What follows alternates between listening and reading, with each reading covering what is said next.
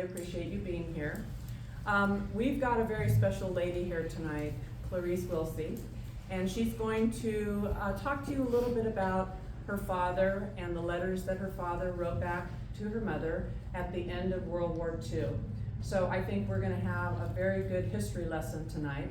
I've had an opportunity to talk with her several times via email, and she is just a delight to listen to and to talk to. See what I mean? We do have her book back there. I know some of you purchased it at the end of our event.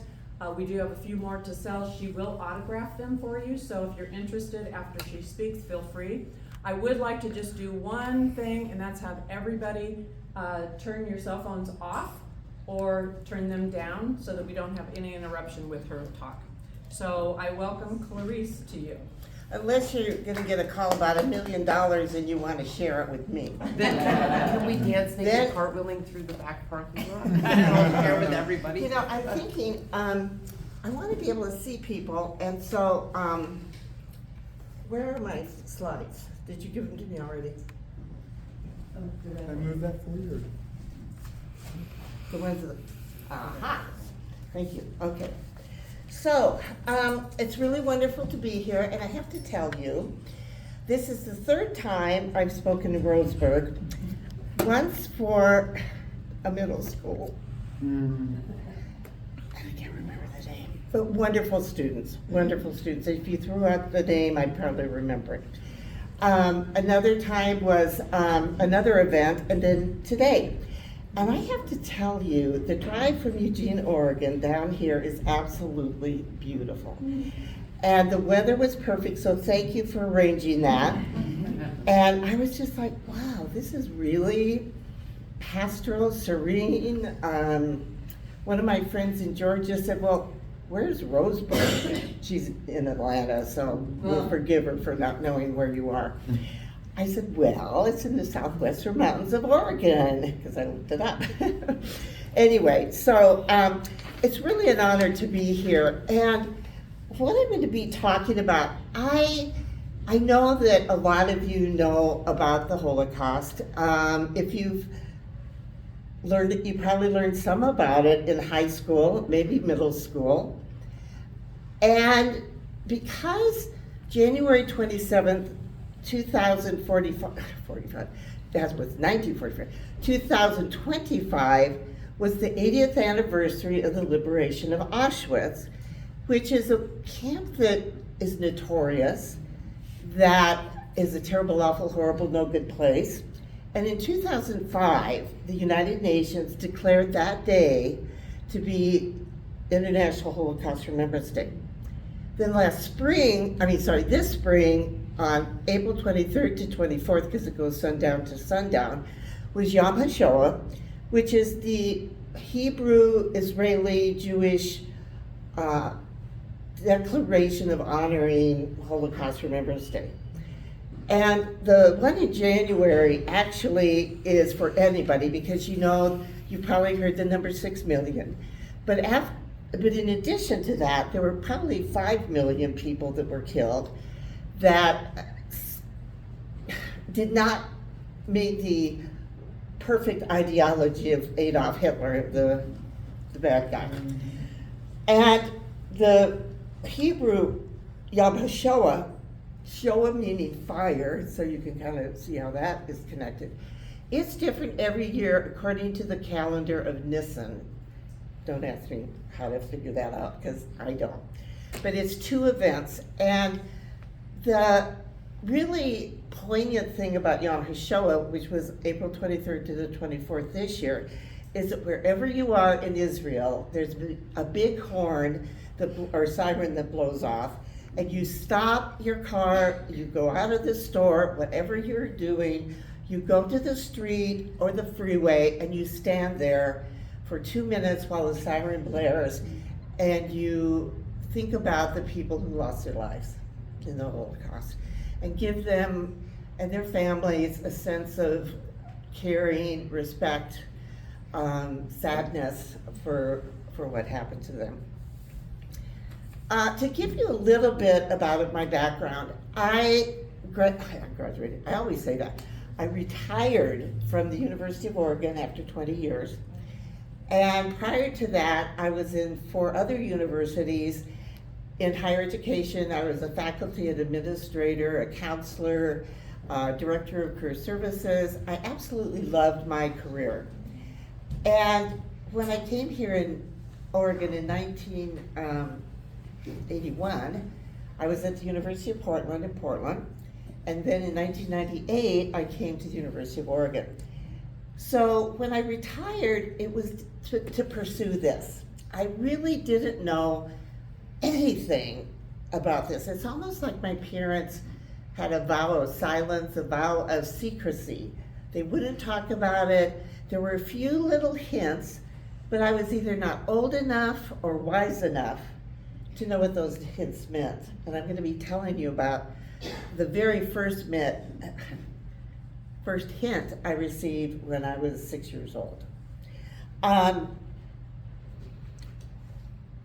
So I am now on the Speakers Bureau for the Holocaust Center for Humanity in Seattle, for the Oregon Jewish Museum and Center for Holocaust Education in Portland. And even though Seattle's a long ways away, this month they have started a new special exhibit about Anne Frank. And I think that probably many of you have read her book or know about her. And I haven't been there, but I'm going to go next week.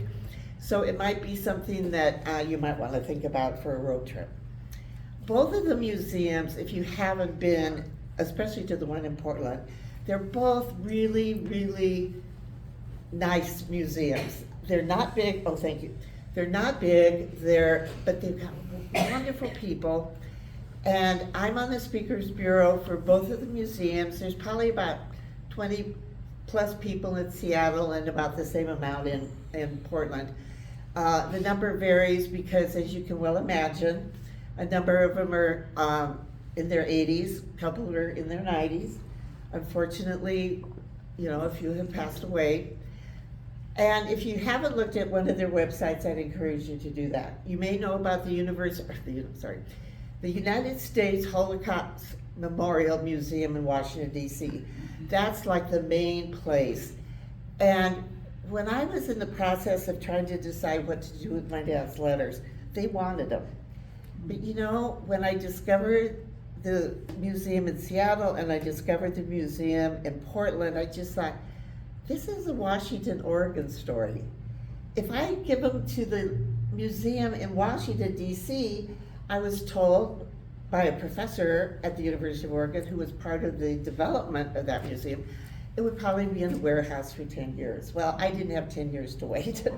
So I just would encourage you to do that. And if you have children, grandchildren, nieces, nephews, whatever, I would encourage you to think about that.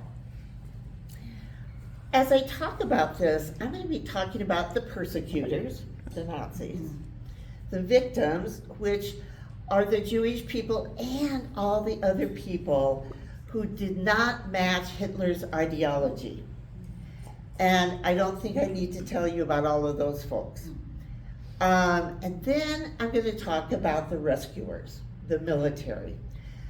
Millions and millions of words have been written about the persecutors, the victims, but not as many about the rescuers. And I'll tell you why. I've not been told this, but this is my opinion, or my whatever, is that most of the rescuers came in, and I'll be crude and say, shot things up, and then left. And some of them, who I've met many times, were there maybe 12, 24, 36, 48 hours. And then they left because they went to liberate another camp. However, the unique thing about my father was that he was one of 27 physicians that went into Dachau concentration camp at liberation, and then they were locked in for over 5 weeks. Now, why were they locked in for over 5 weeks? Number one, the health was so desperate of the survivors. So many were close to death because of malnutrition, dehydration, typhus, typhoid, tuberculosis. you name it. And my dad, one of my dad's friends said to me at his best friend's funeral, he said, no man should have to decide who lives and who dies. Well, you've all heard the term triage. Well, this was triage in a huge, huge, huge way. So my dad and the 27 physicians had to decide who could they save, who needed surgery, and who needed a compassionate passing. So if the person was so ill that there was really not the ability to keep them alive, then they gave them a very caring, compassionate passing. And then they focused on the people who were able to be saved, to be rescued. And I like speaking about the rescuers because, like I say, they don't get as much knowledge about what they did, and yet they risked their lives. They were potential for typhus, typhoid, TB, one each or all of them together. They too had some levels of malnutrition, and it was a really difficult thing. So when I was growing up,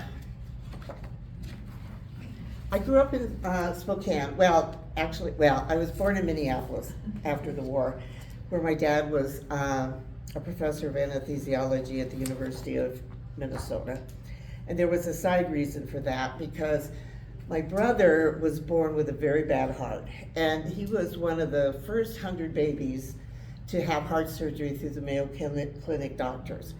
And I'm not really sure if he was born right before my dad left or just after my dad left, but he was born, and then my dad, well, actually it must have been after, because my dad was at Fort Jackson. The Red Cross brought him back, and they said, this is a situation, he needs to, so they all decided that my mom and my baby brother, would go to Bismarck, North Dakota, which is where her parents lived, because she needed help. Okay. So, and then I was born after the war, so don't do any arithmetic, okay? Okay, so my talk is called Letters from Dachau, A Journey of Words, Though Rarely Spoken. What does that mean? Well, what that means is that my dad, growing up, we knew nothing. There was a trunk in the attic that said Captain David Welsey, MD, 116th Evacuation Hospital, but no, we were not to open it. And of course, being the obedient children that we were, we did not open it. But after my dad died in 1996, we said, oh, Mom, can we get into the trunk? And she gave us a resounding no. And my mom was not somebody who would go no, but it was pretty clear that we were supposed to leave it alone. So we did. Okay, so I'm going to be reading you some of my dad's letters before I actually tell you how I found them. There's going to be a couple surprises of how this all evolved. There's going to be a couple emotional earthquakes for me in discovering some of this information, because I did not know any of this. And it was interesting because I just came back from giving 16 talks in Spokane to a variety of places, which is where I grew up. And I started hearing from a few people, oh, your dad told me this, your mom told me that, and I'm like, humph. They never talked anything to us. It was a vow of silence. And there's a part of me that understands that, a part of me that wishes it hadn't happened. So, a journey of words so rarely spoken. My dad was a very verbal person. He loved words, he loved the dictionary. If we had this huge unabridged Webster's dictionary on the coffee table. Well, if we didn't know what the word was, we had to look it up. Well, as you might know, some words that sound like an F could be a PH or an actual F. So we tried, how do you spell that? I'll figure it out. oh, we don't know how to spell it. And then we finally figure out how to spell it, and then we were supposed to use the word in a sentence. Well, at the time, it was really a pain in the neck. Fortunately, it has helped my career because I have a pretty good vocabulary. Okay, so my dad's journey was not verbal. It was written in 300 different letters, from the Battle of the Bulge, then to Dachau, and places in between. And so, in some ways, I know this may sound crazy because I wish I could have talked to him about it, I probably learned more than I would have had he actually spoken it to me. I was able to read the letters, and I was able to see the change in his mood from first he gets to Fort Jackson and says goodbye to my mom and my brother, and then he goes overseas, and then he goes to France, and things are kind of semi-okay in France, and then he gets to the Battle of the Bulge, and things get a little bit darker and darker, and then they go from the Battle of the Bulge, and I don't know, I suppose they didn't just march, but, you know, march, drive a truck, drive a Jeep, on the way to Dachau. And I think about these letters, and I think, oh my gosh, they had to have been so very exhausted. So the words I kind of think of as they were therapeutic for him. Now, were they for my mom? Probably not, because she got to read these letters. And here she has this little baby that could be dying, that was told not to get sick or flus or anything. And then she's getting these letters from her husband in a perilous war, and she's living with her parents. Now, they were very nice people, but, you know, at 26, 28 years old, you know, she'd been living by herself, you know, living a married life. So the journey is the written word, not the spoken word. Okay, so this gives you a little bit of an idea. I love this paper. It's really nice and sturdy. Thank you. Okay, so if you can't see it, raise your hand, okay? Can you see it? Okay, this gives you a map of Germany, Europe, across the Atlantic, across the eastern part of the United States to Bismarck, North Dakota. 4,700 miles. And I want to give a shout out to the U.S. military post office and the U.S. post office. Millions and millions and millions and millions, and probably even more millions, were sent from a soldier to their home, you name it, wherever it was. And I'm not here to give a movie review, but there is a movie that just came out recently about a group of women who were assigned to clear up the bags and bags and bags and bags and bags of letters. And I watched that movie on purpose because so many of my dad's letters were, I haven't gotten a letter in 5 days, I haven't gotten a letter in 8 days, I haven't gotten a letter in 6 days. Oh, I got 8 letters in 1 day. Same thing with my mom. I haven't gotten a letter for 1 day, 2 days, 5 days, 10 days. Oh, I just got 6 letters in the world. And I keep thinking how crazy making that is to think, where's these letters? Because if you don't get a letter, then your mind goes to the worst place. So, and it's called 6688 or something like that. Anybody else see it? I think you nodded. I don't remember the number. Yeah. What? I thought it was 6 triple A. Yeah, you're right. Okay. I was reading it in Smithsonian. Right. Okay. Anyway, it's, I wouldn't say it's lovely, but it really speaks to how desperately people needed mail. And I'm certainly younger than World War II, but I think now about people I knew who maybe were in Vietnam or Iran or Afghanistan, and I think, why didn't I write more letters? Even if I just written that, hi, thinking of you, you know, instead of some big long letter. But anyway, okay, so back to my dad's love of words. He oh my gosh, he loved words, and he was very, very verbal. And we grew up, after we moved to the second house in Spokane, across the street from 6 boys. And the father at one point said to my father, but he told me, no, one of his sons told me, that he said, when you ask Dave Welsey what time it is, he'll give you the history of the clock. Well, that, it was like, okay, Dad, that's enough, we've learned it. But again, back in Spokane, I'm hearing these things that I'm thinking, oh my gosh, he didn't tell me any of this stuff. Okay, so this just gives you an example. This isn't the exact dictionary, but it gives you a good example of what the dictionary was on our table that my dad, and of course, people, back in those days, when he was on call, the phone would ring and we'd have to sit there very quietly. I mean, we could barely chew because he had to listen to the nurse or whatever that was on the phone. Okay, so I'm gonna tell you my first surprise, but you know what? I didn't know what it meant until 60 years later. So maybe 55, I don't know. I have to figure it out.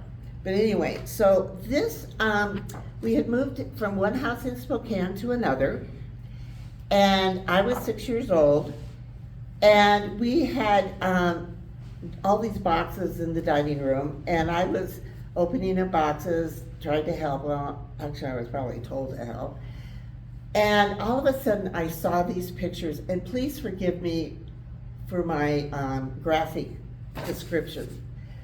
But it was piles of dead bodies, piles of dead people, no clothes. So what's a 6-year-old do? I mean, at that point in my life, I had never had a relative die. I'd never had a pet die.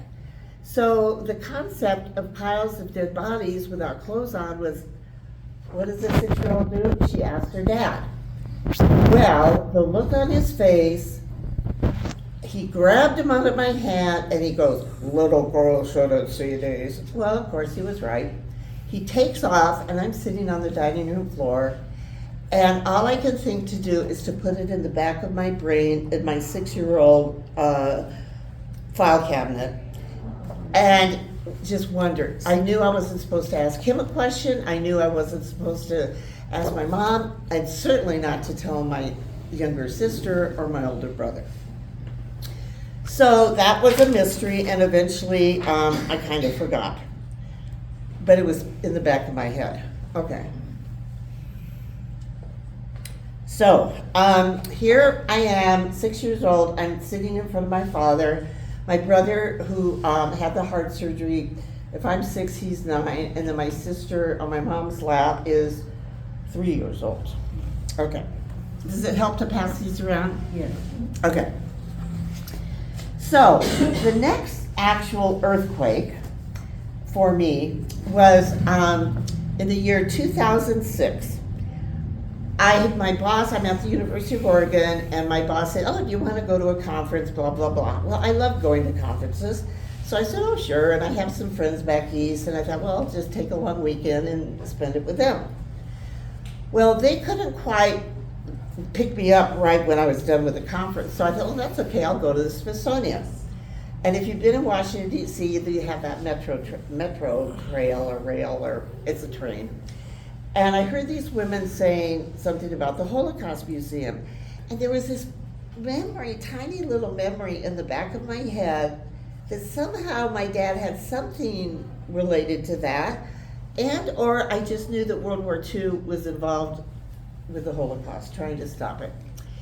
And then I heard the conductor say, next stop, Holocaust Museum. And I thought, well, I don't need to go to the Smithsonian. I've been there before. I'm going to get out and I'm going to go to the Holocaust Museum. So, has anybody here been to the Holocaust Museum? Okay, so if you remember what I'm about to tell you, you may have, oh, okay. So, there's 3 lines, or 3 elevators, and on the right side of the elevator, on the right elevator, there is maybe 40, 50 people. I didn't count. So I went to the middle elevator because I wanted to be at the front of the line, not knowing what I was going to see at the front of the line. And the man in front of the long line said to me, do you want to be in the front of the line? And I'm like, well yeah, sure. And because mostly, if I'd asked, he probably would have said that I'd get through the back of the line. But had he not offered this, the very next thing would not have happened. And I'm here to tell you it's the truth. So I get in the front of the line, we go to the 4th floor, the doors of the elevator open up, and across on the wall from the elevator is a film of my dad walking past 2 former prisoners. Well, he was 30. I didn't know him until in his mid-30s when I was born, and then of course, probably in my brain, I think of him more as a 60, 70-year-old person rather than a young kid. Well, I started shaking. My knees started shaking. I started sweating. My heart started pounding. I'm just like a wreck. And I'm in this argument of, yes it is, no it's not, yes it is, no it's not, yes it is, no it's not.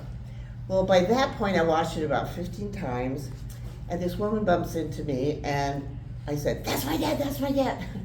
And so she watched it with me, and then a few other people watched it with me, and they were all so excited to think that somebody in the museum at that moment when they were there was having this kind of an experience.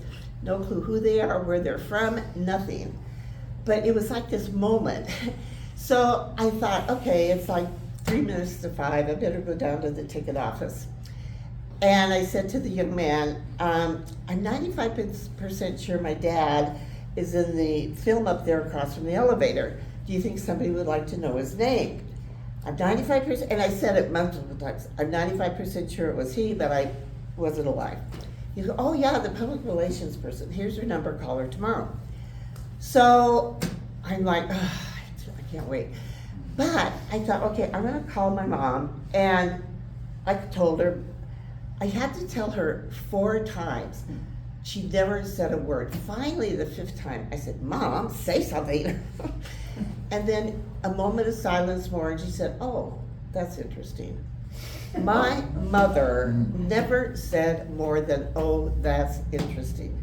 So the next time I'd go to Spokane, I would tell anybody, friends, neighbors, church people, you name it, her bowling team, I mean, whoever would listen. And then they'd say, Emily, which was her name, Emily, what do you think about this? And she kind of cocked her head a little bit. She said, oh, well, that's interesting. And I said, okay, she's not going to talk about it. And it just was totally frustrating. But yet, we all know our parents, and we know what limits we can push with our parents and what limits we can't push with our parents. And that was a limit I knew that was not going to go anywhere. So I just kind of put it in the back of my brain. So I want to read you a letter, and I'm going to read you some of the letters before I tell you how I found the letters, because that was another emotional earthquake. The Holocaust Museum was an emotional earthquake. 6 years old was a semi because I didn't really understand anything at 6 years old. So, this is a letter that he wrote her multiple times in various forms. And this letter is what has propelled me, committed me to continuing to do what I'm doing and to eventually retire from the University of Oregon, which I loved. I really loved my work. I loved my colleagues. Okay, this is the letter. Please, darling, don't feel you have to rant on paper about Dachau. I know you see and know it for what it is, and that's all I care about. All I ask is that you instill it into as many thousands as you can till we can get millions to see it, and never forget the name of Dachau. And it was in his letters in various forms, in those 300 letters, and I thought, he and my mom could not talk about it. And I've learned so much about post-traumatic stress, moral injury, about people who have gone through war, they don't want to talk about it. I get it. But it was, okay, yeah. Anyway, so I'm just like, okay, they couldn't do it, so that's my job. So I ended up retiring and began what is an amazing, amazing experience. Okay, I'm gonna grab one other letter, or another slide here.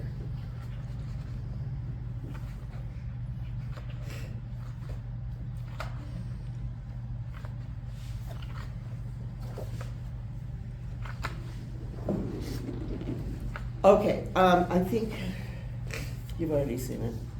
It's the one that goes from Europe to Bismarck, North Dakota, across the ocean. Okay. So his letters started out somewhere in Germany, somewhere else in Germany, somewhere else in France, somewhere else in France again, somewhere else in Belgium, somewhere. Can anybody speculate why he was so vague? Military. Military operation. Exactly. They did not want the Nazis to know where they were. So it was always somewhere, or somewhere else again, or somewhere else again. And then finally, the first time I saw the letter that said somewhere in Dachau, or just Dachau concentration camp, it hit me like a brick. So these letters actually, to me, I know this is maybe sound weird, but they have a life to themselves. When we moved from the first house in Spokane to the second house, that was when I was 6. When I was 12, there was a fire in that house. Those letters did not get burned up. Not only that, my brother, sister, and I didn't even know the letters were there, and I don't recall my mom or my dad saying, "Oh my gosh, we gotta go save the letters." No, they were worried about the house. Well, those letters, it would have been such a tragedy, in my estimation, if those letters had been burned up. So it's kind of like they had a life of its own, as far as I'm concerned. So we have the letters from Belgium, Dachau, to Bismarck, then Minneapolis, and Spokane, and then the fire. Now, you may know this, that a lot of the soldiers' letters were censored or redacted. Interestingly enough, my dad's letters before victory in Europe on May 8th, 1945, only two were censored or redacted. And it was like black ink covering over some words. And I'm like, well, what was under that? And then one letter had a little square cut out, a tiny little square, and I'm like, who took the time to cut that out? But somebody did, because somebody thought what he said was not appropriate. Okay, so I don't know, they just had a sustaining power as far as I was concerned. Okay. So here is an example of what the letters looked like when we found them. Now, okay, so in 2008, our mom died. Our dad died in 1996. I don't know that you would have ever heard of this, but there was a really bad ice storm in Spokane, and he died in the ice storm. Okay, so, and I'm sure some of you may have had to clean out a family home of umpteen years. Well, it's not a fun job. And we were exhausted, and my brother lived in Las Vegas, my sister in Bellingham, me in Eugene. So we would converge on the house and do our best. And then when I was going through all of those things, you know, the estate sale and everything, I kept looking for those pictures. Couldn't find them anymore. Didn't say anything to my brother or my sister, but I just was on a pursuit of where were those pictures. Well, I finally decided that he must have gotten rid of the evidence. Well, he didn't. So, how did I find them? Okay, so we clear out the house, 2009, we sell the house. At the very end, we're shoving boxes into cars and vans because we didn't have time to empty anything. And keep in mind, accidental random. So I get all these boxes in my car, have no clue what they are, how they exist. I mean, nothing about them. And I was in Eugene for about 3 or 4 months, and I'm just like, I was too exhausted, emotionally and physically. This had been my family home for over 60 years, so you can imagine. Okay, so one rainy day in Eugene, I don't know if you have rainy days in Roseburg, but we sure do in Eugene. So there's these piles of boxes, and I'm like, I wonder what's in these boxes. So I open up the first box. There in the middle of that box are those pictures. And then I'm like, oh my gosh. I mean, that was part of this emotional earthquake. Well, then, I didn't even know about these letters. Later, I counted them, and there were like 298 or something. And this box, they were in pristine chronological condition. My mother, the neatnik that she was, they were in perfect chronological condition. Well, this is not in that order, because by then my sister, my brother, I mean, you name it, we'd all been going through the letters. But I didn't think at the beginning to take a picture because I was so shocked over the whole thing. So we look, and but I had never forgotten those pictures that had been put in the back of my 6-year-old brain, and now had come out many years later. So I'm sorry, thank you for reminding me, because, okay, I have to read you this letter. Okay.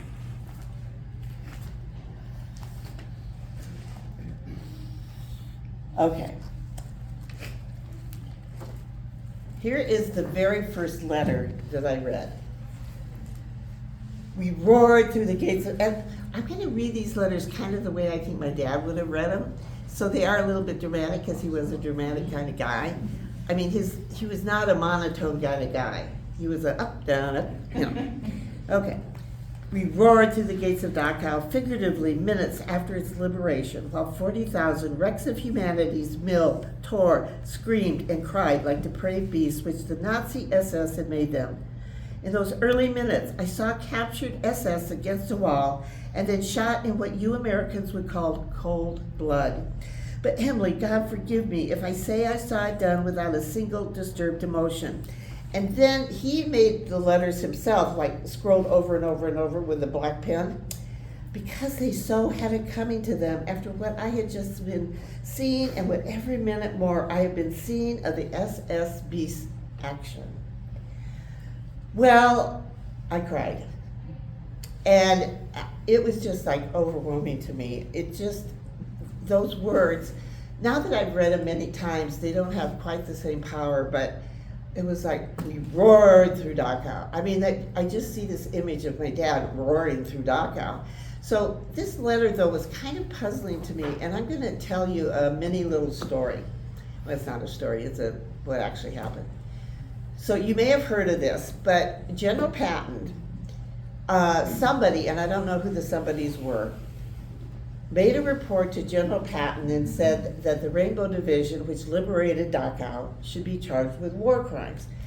Because when they went in and they saw what they saw, they were so livid, angry, upset, and they had just been coming in, and again, forgive the graphicness, they saw all these cattle cars with dead, dying people, the smell, what have you. You know, they were vomiting, they were fainting. Then they come in and they see all these people laying around, hardly able to move or deceased, and they just went crazy. And they just started shooting. Plus, the Nazis were shooting back. So it was a gunfight at the liberation. Well, when General Patton saw what happened and saw pictures, and he actually came to Dachau, he and General Eisenhower, they were like, we're not going to charge you with war crimes. And technically, that was April 29th. May 8th was when there was victory in Europe. So, should they have shot all the Nazis? I mean, that's up to somebody's interpretation. I want to read you, the other thing I think is really interesting is that doctors were not allowed to carry guns. I don't know if that's true in recent wars, But my dad did not have to carry, or did not carry a gun. So he was in the way back probably watching what was going on. Okay, here is a compilation of letters that I've taken 2 or 3 sentences from a variety of letters.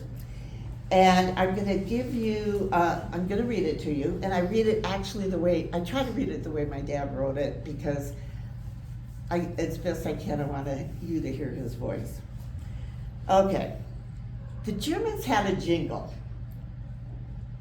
They feared Dachau, and the jingle was, God make me silent that I may not have to come to Dachau. So even the Germans knew what a despicable, horrible place it was. Okay. We are in the nightmarish Holocaust, he wrote on March 25th, 1945. The 116th hospital, every time I say 116th, that's the evacuation hospital. Okay. Moved across France and Germany behind the advancing lines. Gosh, darling, a guy just wonders how many more times the world is going to ask for the Holocaust messes to be gone through. Each one seems like the last straw, and yet more and more come. Then 2 days later, on March 27th, 1945, Holocaust after Holocaust. And what he does is he writes letters really big or really little, and he loved exclamation points, asterisks, stars, question marks. I mean, I just knew, because I knew him, what all that meant. Okay. Then 2 days later, okay, I read that. It's just wearing me out. On April 20th, 1945, as the 116th approaches Dachau and rumors circulate about what might be found there, he wrote, we are the only evac hospital within 100 miles of this horrible Holocaust. 6 days after that, we at least had wee hopes of not stepping right up into another Holocaust. But preliminary reports at least indicate it might well be that nightmarish Holocaust all over again. So I want to tell you a little bit of history about Dachau. You may know, you may not know. I think more people know about Auschwitz for a variety of reasons than they might about Dachau. Dachau was the first camp. It was established March 22nd, 1933 by a terrible, awful, horrible, no good guy named Heinrich Himmler. Mm-hmm. And Heinrich Himmler designed Dachau to be a prototype, a role model, whatever you want to call it, of all the other Holocaust camps. Theodor Eick, who was the commandant, created a school of violence. And so Nazi guards would come from other camps, learn how to be violent, and then go back to the other camps and spread the violence that they were taught.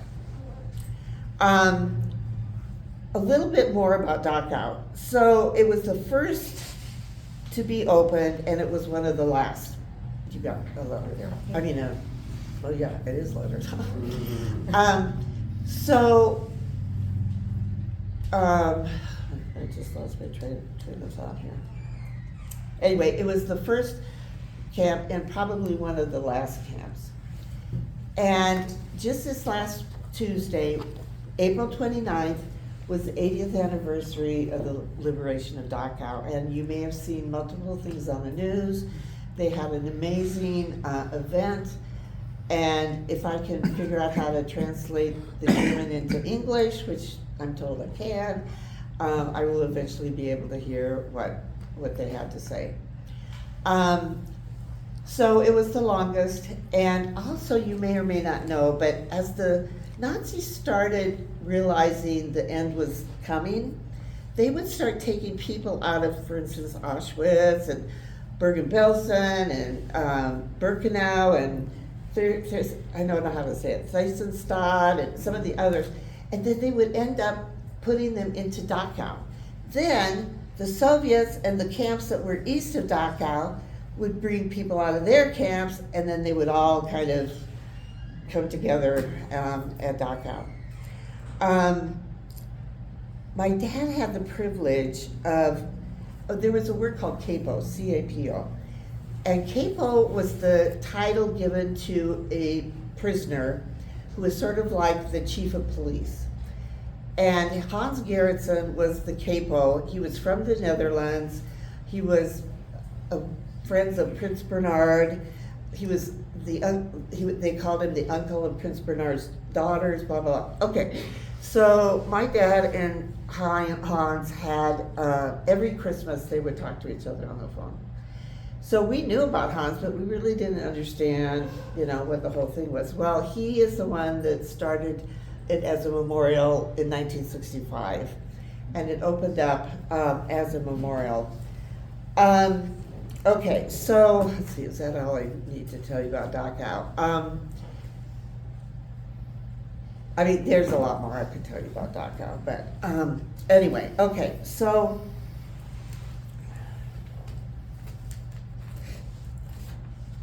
what to do with the rest of the pictures? Thank you. Okay, so I don't know if I did not know where Dachau was, but it was in southern Germany in an area called Bavaria, which is just like the Pacific Northwest. It's not a state or a county, it's just Pacific, can you see it? Okay, just like so. And it's right near Austria. And you can see, I'm gonna try to put my finger where Belgium is. My dad was also in the Battle of the Bulge. So I wanna show you, oh no, I'll show it to you later. Okay, so they go from Belgium, march, drive, what have you, to Dachau. Okay. I love this paper. No, I really do, because it's stiff and it doesn't fold. Where did you get it? I just bought it just for you. Well, okay. Wonders never cease. Okay. So you needed strong paper. Okay. Do I get to keep them? Because they're going to go in my notebook. Okay. Now this next letter, I always debate whether to read it, but there's a part of me, and I say this to my students, that the difference, like last week I had 16 talks with 16 different schools. It's like, I don't like reading this, but at the same time, there is so much Holocaust denial going on that I tell the students and I tell adults, and I'll tell you, that if you hear somebody saying that it didn't exist, or it's a bunch of hogwash, or it's a Steven Spielberg made up thing, you could say, a woman came to my group and she read us some letters, and there is no way these letters could be denied. So knock it off. I mean, be nice about it. But okay, so here's this letter, and if you don't want to listen, just, plug your ears. Okay. Emily, we are sweating, stinking, existing in the hell on earth Dachau, but every word of January Reader's Digest bore through the middle of your guts and multiply 1,000-fold. And here, this is where he uses exclamation points and asterisks. The atrocity reports are true and more.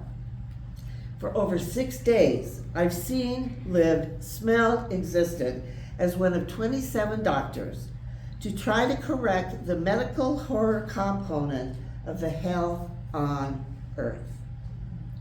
Bodies starved, now this is the really bad part. I mean, it's all bad, but bodies starved to 50 pounds, men piled like rotting cordwood, huge gas chambers built like shower rooms, a ruse, hangman's scaffold, cremating ovens for dead, dying, conscious skin and bone, wrecks of humanity. Stepping high as you walk to work over dead bodies in the street, stormtroopers, the SS, riot prisoners, and man-eating Doberman pinchers, dogs, all rotting. So I know that I'm sure you probably heard that they had like less than 500 calories to eat. So with the students, I try to say, okay, does anybody know how many calories are in a Big Mac? And they kind of go, I don't know. And I said, well, a Big Mac has 553 calories. They had less than 500 calories. And the food that they had were weeds and grass pulled up from the ground, maybe a potato if they were lucky to have one grow. They had coffee, and I'm not really sure what was in the coffee. But think about all you ever got to eat was less than, not even a full McDonald's McBurger or whatever. And that was probably tastes a whole lot better than the food that they do get. But I try to, it's not the best example, but it's a way to try and give a frame of reference of how little they had to eat. Okay, there was something else I was gonna, well, so this kind of thing is what Eisenhower and Patton realized that the soldiers had seen and why they just went ballistic. Okay. I did that already. Okay. So here is the gate of Dachau. Now I have a couple really what I think is cool, and I'm going to hold this for a minute so that you can kind of see what I'm saying. So this is the door that goes into Dachau. So the trains of all these people packed in. They get out and they see this gate, Arbeit macht frei, which means in German, work will set you free. Ha ha ha. A big joke.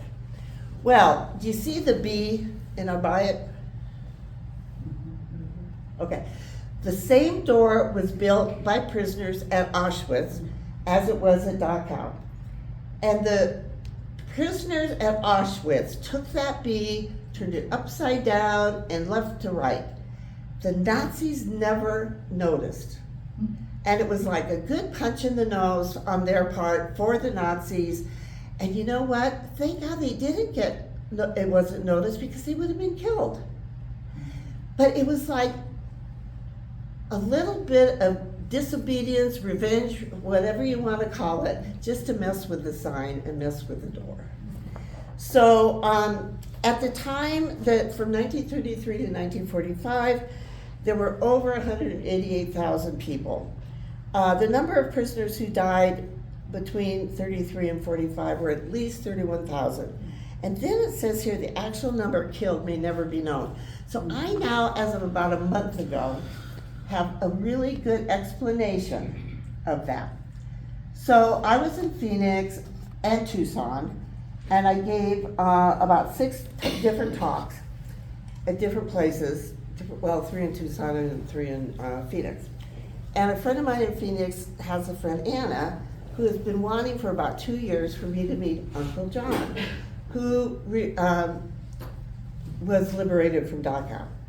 Well, I had the most amazing 4.5 hours discussion with Uncle John. I didn't call him Uncle John, but that's what I kept hearing him called. And his daughter told me that he would not tell any of his children or his, well, I guess some children, nieces, nephews, grandchildren, etc., what happened to him. But he would tell me, which really makes sense that my dad ended up telling people outside the family a few things. Uncle John would tell people, but not his kids. Okay, so one of the really poignant stories that John told me was when the Nazis got clue that things were going bad for them, they started taking all these notebooks, files, directories, papers, took them into the courtyard of Dachau and set it all on fire. So John and all the other folks watched as these documents burned. Now they've always said, or I'm not sure who they are, but many people have said that Nazis kept really good records. Well, we don't know what got burned, but you know darn well that a lot of things got burned and a lot of names and what have you. The other thing was, I learned that John was 13 and he escaped. He wasn't just liberated. Well, in talking to him more, and I was really careful not to ask him questions, though I sure wanted to just, but I thought, you know, I have to really honor what he's willing to tell me, and I don't want to quiz him. So he said to me that when they were starting to burn all this stuff, he figured out a way at 13 to sneak out of there. So then he lived in the woods, he lived in farmers' barns, etc., etc. 13 years old, he's now 93. How are we doing on time? What time do you have? I have 6:22. 6:22. Oh, okay, I better start talking. Okay, as if I haven't already. So anyway, this is Dastardly Dachau, and my dad constantly referred to Dastardly Dachau, and he would call it DD. Dastardly Dachau, in many letters. And if you can imagine, I need to get somebody to help me with this, but if you can imagine a bracket and a large capital D scrolled and scrolled and scrolled around and around and around, and inside the back are words like dismal, despicable, denial, dastardly. He was always using D words to just, every D word that sounded terrible, he would refer to Dachau. Okay, so then, this is another letter I want to read you. Would you mind just holding that for a second, please? Okay. Okay. Yeah, here we go. Okay. You can't read that. My dad's doctor writing. Well, I mean, that's the other thing. I mean, he would be writing, you know, after 14, 16 hours. I mean, oh, that's something I want to tell you. In the Battle of the Bulge, and I have to show you this, he got a Bronze Star. And he got the Bronze Star for doing, if you can believe it, 5,000 anesthesias during the Battle of the Bulge. So this is what my father did, and I didn't know even he was in the Battle of the Bulge.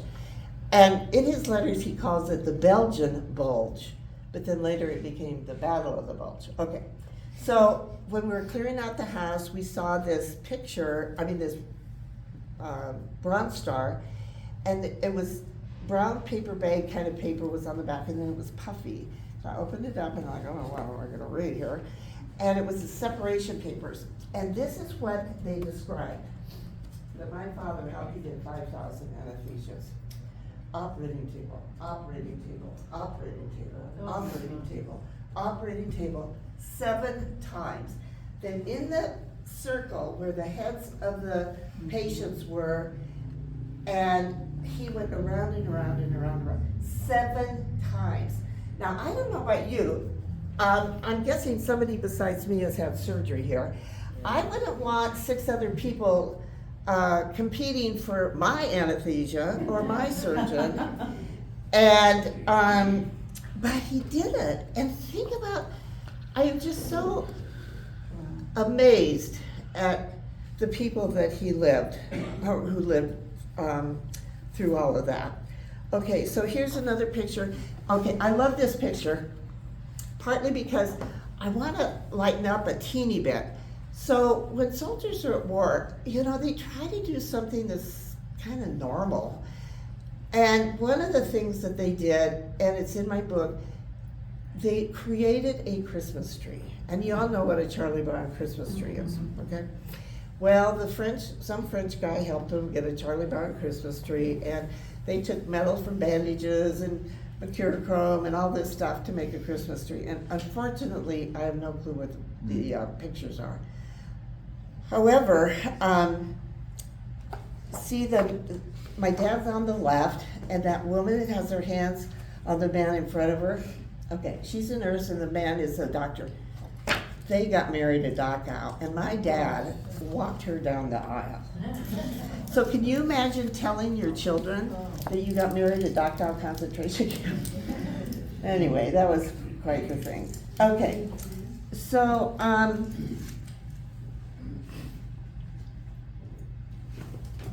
okay, here's another letter.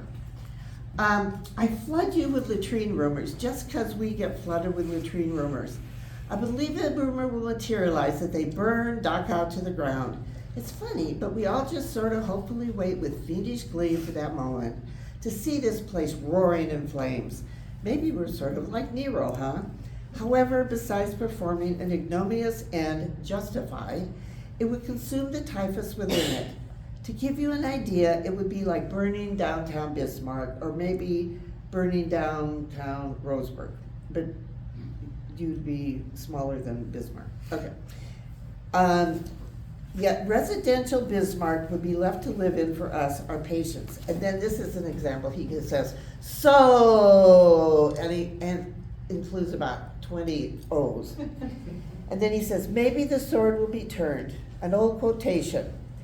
At Dachau, you enter by the door and leave by the chimney, instead of its hundreds of thousands of people. Hooray, hooray, hooray. It will be gone, gone, gone. And he would multiply words like gone, gone, gone, hooray, hooray, hooray. Okay, So now I want to tell you about typhus. So typhus, typhoid, TB.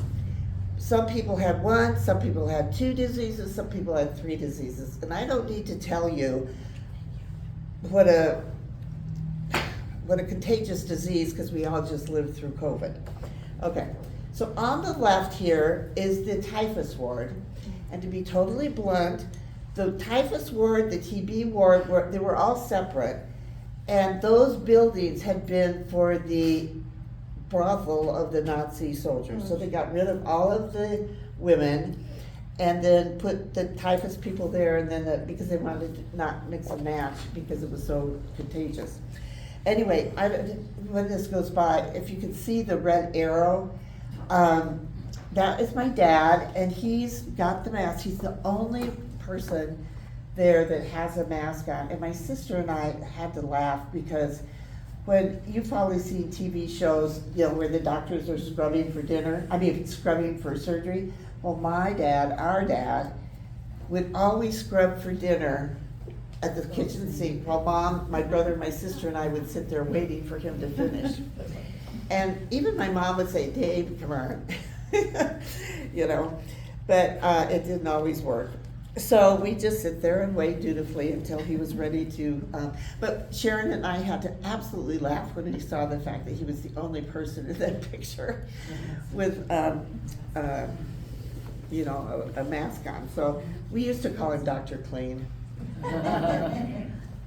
And it wasn't like, how sometimes people, a 2-second word, rule, if they drop something, they can pick it up in 2 seconds. Not with him.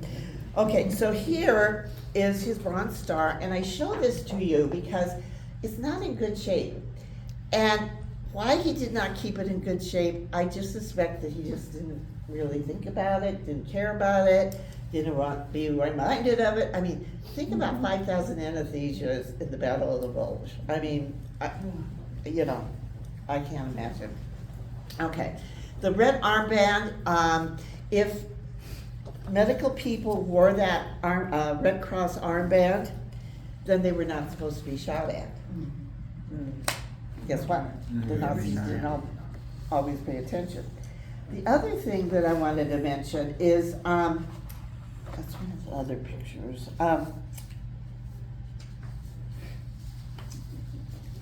Well, imagine an operating room. Okay, so a hospital, there was the medic station, and that's where the medic would go out, get the person, bring them in, and would do the vitals, the blood pressure, the what have you.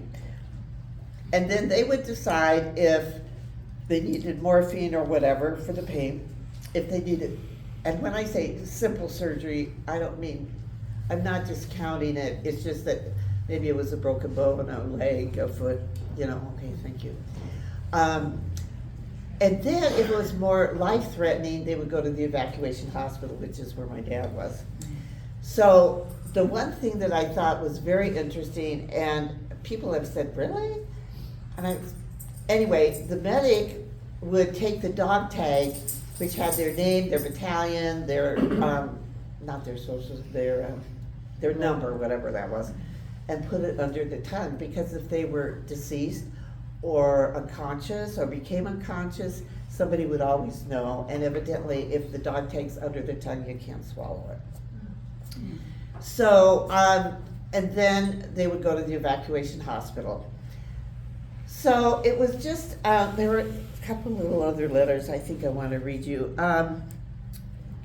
There was also, while they were there, they were constantly trying to administer healing to the people, and my dad, at one point, the letters didn't show up for like 8 or 9 days, which I think must have just horrified my mother, because what else is he gonna think that, something bad happened. So anyway, Thank you. so he got a cut on his finger, and he talked about it in one of the letters. Here, if we have a cut on our hand, we either ignore it, but buy bacitracin or Neosporin or a Band-Aid or just whatever. Well, he had to wrap this bandage on his finger to try and keep the germs from entering into the cut. And he, in one of the letters, said, Emily, I just want you to know the Germans have the only really good thing about the Germans is that they have really good bandages. So it was his right hand and he couldn't write for like 8 days. So it's sad to wonder what might have happened to those letters. Okay, so he also had an opportunity to meet General Eisenhower, cabinet members, photographers from, he said, the famous Washington, D.C. woman correspondent, General Eisenhower. He had dinner with General Eisenhower. And they were all told, you know how a crime scene is in a TV show. So they had to leave things as best they could so that General Eisenhower, General Patton, the ambassadors, et cetera, could see the horrors of what was there. They also made the townspeople come in who were like, oh no, we don't know what's going on. Oh no, nothing, you know. Well, I'm sorry, but those Nazis had to go into town to get their beer, their cheese, their toothpaste, whatever. But anyway, so the military, the 116th, the Rainbow Division, made the people and the leadership in Dachau come through and bury some of the bodies. So, and of course they were like, oh, we didn't know this happened. Okay, so there was an opportunity, and this letter really touched me. He said, darling, don't be mad at me, but I had an opportunity to go home. But there were too many people laying in hallways in need of anesthesia and surgery that they desperately needed. I just cannot come home. Please forgive me. So this touches me in such a way because he could have gone home to his wife and his baby, and he was so touched and so committed to healing. And I think, how many people are alive today because of what he and the other 26 doctors and nurses and surgical techs all did? And now we're not just talking their children, but we're talking their grandchildren, their great-grandchildren. And when I was in Spokane last week, I wish I could tell you some of the stories of students who came up to me and said, my great-grandma was murdered at Auschwitz, my great-grandfather, you know. And I'm just like, so I just think that I just am so committed to telling you all about this because I want you to be on my Holocaust education team, my countering Holocaust denial team, so that if people say it didn't happen, you can say, hey, this woman came to my club and I believe her. She told us enough stuff, she read us enough letters that I believe it. And right now, in my opinion only, there's too much hate and too much hate, bigotry, racism, anti-everything going on, that and I ask the students especially, be on my team, help me to counter. And I use the poem by Maya Angelou that's called Bear Witness. It says, history, despite its wrenching pain, will not be lived again. I'm not sure. History, despite its wrenching pain, cannot be unlived, but with courage, it will not be lived again. So I'm here to say, part of what I'm wanting to do, what I'm hoping you all are willing to do, and you came on a really sunny evening, you could be sitting out in the back patio, drinking your Coke or your whatever, and we just need to make a difference. And you know, whether it's our neighborhood, our city, our church, our synagogue, our whatever community activities we're in, Optimist Club, we can make a difference. So thank you for listening, and I'm just grateful for this opportunity. See, I need to have people keep track of me. Okay, yeah. One of our friends here is going to pass out what I call the pyramid of hate. And what time is it? 20 to 7. It's what? 20 to 7. 20 to 7? Oh, okay, I'll be quick. So this is the Pyramid of Hate. It's on the U.S. Holocaust Memorial Museum, and it's in several places on the internet. And I'm only going to talk about the lower two things. That is bias attitude. So I'm gonna give you a really simple, non-politicized example. We like left-handed people, we don't like left-handed people. We like right-handed people, we don't like left-handed people. So all the left-handed people who don't like the right-handed people can go, "Arr, arr, arr, arr, arr." The right-handed people who don't like the left-handed people then go, "Arr, arr, arr, arr." So we have to be able to say, you know what? You're left-handed, I think I'm gonna like you, and I'm just gonna find something nice about you, and maybe I'll get to the fact where you're a left-handed person and I might need I might need your left hand, so let's be friends. So let's get to know each other. And that's just an example of a biased attitude, and I give that as neutrally as I can. Then acts of bias, we know about bullying, we know about swastikas on the sides of churches and synagogues, we know about name calling, we know about insults, we know about writing mean things, saying mean things. And so that's an example of an act of bias. And then you have discrimination, then you have bias-motivated violence, and then you have genocide. And I don't focus on those, I just focus on the acts of bias because at this point, we can make a difference in our acts of bias and our bias attitudes. So take this home, and if you have neighbors, children, grandchildren, great-grandchildren, nieces, nephews, whatever, show this to them because it's, to me, it's a really powerful visual of what happens when we escalate hate. And the other thing I would like to say is, you know, we all want to be liked. None of us, I can't imagine anybody in this room would say, oh, I don't care if anybody likes me. No, I think we all want to be liked. And so what can we do if there's somebody that we don't particularly like or approve of? What can we do to either get to know them, maybe get a new friend, or figuratively walk across the street and we don't need to engage them? And I know you all know that, and I know you all are adults, so in some ways when I'm saying this, it's what I say to the students, because I know you know better, but I just want to say that anyway. So, any questions?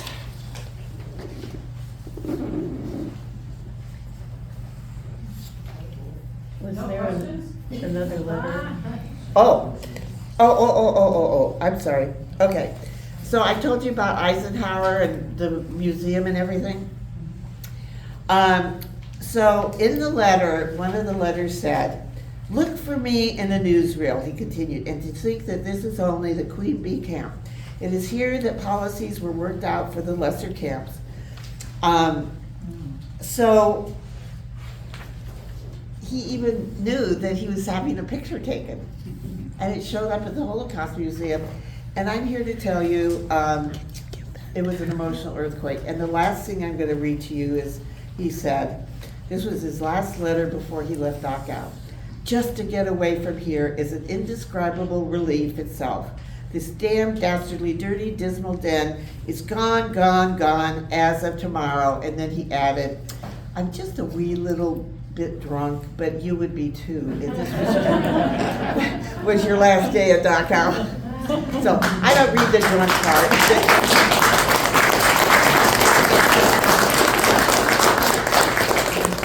I really like that the main, at the end, you hand out this. Oh, good. And I also wanted to say,